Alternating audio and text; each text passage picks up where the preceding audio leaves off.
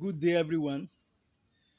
Are you as observant as myself concerning the surge of very many different activities that the church is initiating for some years now? Different funny programs, different needless programs, at least needless in in terms of is not in alignment with the purpose of the church. The church was created to make disciples. The church was created for the Great Commission. Therefore, the focus of this message is to call the attention of like mind,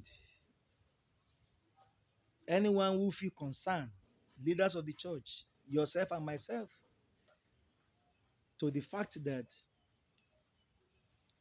programs, event, and activity of the church must emanate from the idea of the Great Commission. Programs, activities, events, and whatever the church wants to do, prayer meetings, Bible studies, any meeting should be based on the Great Commission. Why? Because the church exists for the sake of the Great Commission. Because the Great Commission, indeed, evangelism and soul winning, evangelism, soul winning, discipleship and ministry are the basis, the Great Commission for which the church exists. That is the reason. Like I said in one of the messages I put forward to the public, is that the Great Commission gave birth to the church. The church did not give birth to the Great Commission.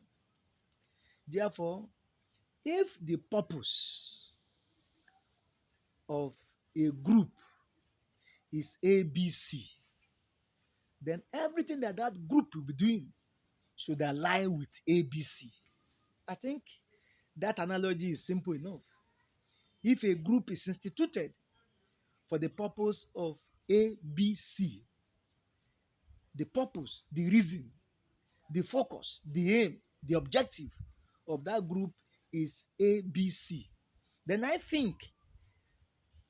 it makes sense. It is logical. It's a simple arithmetic that all that group will be doing, all that group will stand for, everything that group will involve in must align, must agree, must result, must end up in A, B, C.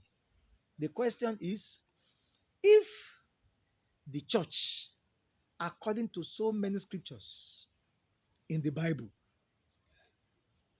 is for the sake of the Great Commission, if the church exists for the sake of the Great Commission, if Christ, after he has resurrected, still waited behind for 40 days to ensure that enough people see his resurrected body before he went back.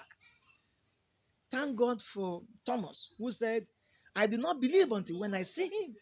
Do you wonder why Christ came back after 8 days? For the sake of Thomas, for him to be able to see him, see his resurrection body, and therefore believe, so that he will do better in the work of the Great Commission, in the work of evangelism and so winning. And therefore, if the church's activity, programs, event, and mention it, Bible study, prayer meeting, mention it, does not come from the idea of the Great Commission. Great Commission does not influence those activities and programs. Activities and programs done by the church does not align with the Great Commission. It is not in agreement. It is not towards the Great Commission. Then all activities, such activities, program, event, whatever it may be, no matter how good, how nice it may look, it is what I could call from foul, playing a kick to throwing or to over, playing a penalty kick to over the bar. Therefore, we can still correct and get back to what we ought to be doing.